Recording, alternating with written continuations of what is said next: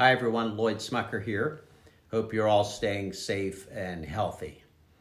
Wanted to talk with you briefly today, share some thoughts about Governor Tom Wolf's press conference yesterday.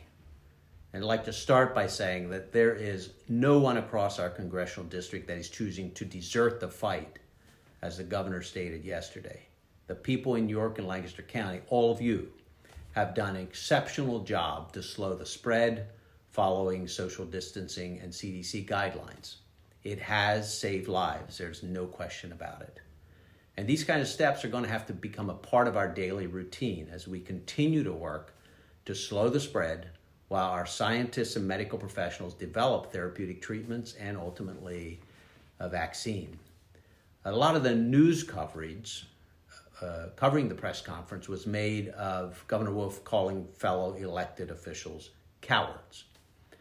But what was really troubling for me as a member of Pennsylvania's congressional delegation was the way Governor Wolf is threatening counties by withholding federal funding intended to help them respond to COVID-19.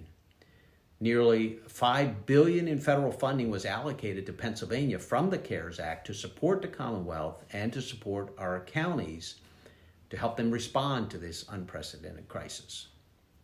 The governor says that he wants elected officials to understand the consequences. Frankly, I don't think the governor understands the consequences of his actions to completely lock down our economy and the true depth of financial strain that puts on Pennsylvania's families and small businesses. We've reached out to the governor and we want to work with him. But this is just another instance of Governor Wolf's unwillingness to collaborate with the elected officials closest to what is happening on the ground. And that's, frankly, disappointing. It's discouraging for the governor to now hold hostage critical federal funding for counties. Governor says that he is doing this to fully address COVID-19. But at the same time, we still fail to see action to support our nursing homes and long-term care communities, which are ground zero for the virus. We learned this weekend that the Department of Health, the Pennsylvania Department of Health, had an early action plan to assist nursing homes, but the Wolf administration chose to abandon that plan, causing sickness, death, and heartache for far too many Pennsylvanian families. In fact, the Wolf administration directed senior congregate living facilities to admit patients who had COVID-19, which allowed the disease to spread like wildfire. Governor Wolf has unquestionably failed in his leadership to adequately respond to the crisis in nursing homes, where sadly 2/3 of all the deaths across Pennsylvania have occurred. In Lancaster County, it's about 75% of all deaths have occurred in nursing homes. And then at the same time, the governor still has not provided any explanation for his arbitrary metric of 50 new cases per 100,000 residents. What science is that based on? What does the data tell us?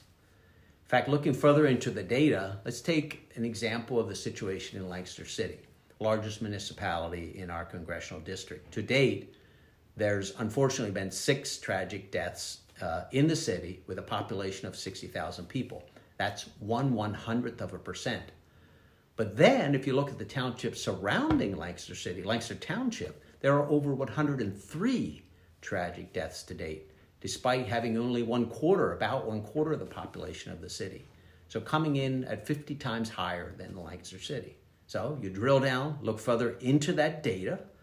It's clear the tragedies in the township are occurring in nursing homes. Most of them are occurring in nursing homes located in the township. So we must continue to make nursing homes our top priority.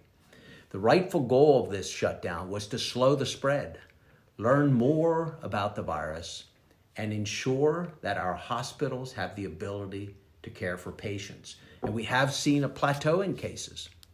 And sadly, at the same time, that we've learned that this virus most dramatically does affect those seniors, and specifically those with comorbidities. Almost 90% of deaths come within this population, and our hospitals at the same time are currently well within their capacity to care for those who are most affected. Why is the governor not heeding the advice from the state's largest health system, UPMC, which has a hospital in our congressional district? Their chief medical and scientific officer recently said that we have never experienced the surge that many models predicted and suggested, and that this is the disease which disproportionately impacts the sick and elderly. As I've repeated time and time again, we need to direct a significant response to nursing homes, prioritizing their PPE and testing. While we do that, it is not too early to begin gradually reopening businesses which can follow CDC safety operation guidelines and social distancing guidelines. Thank you. Please continue to stay safe and healthy.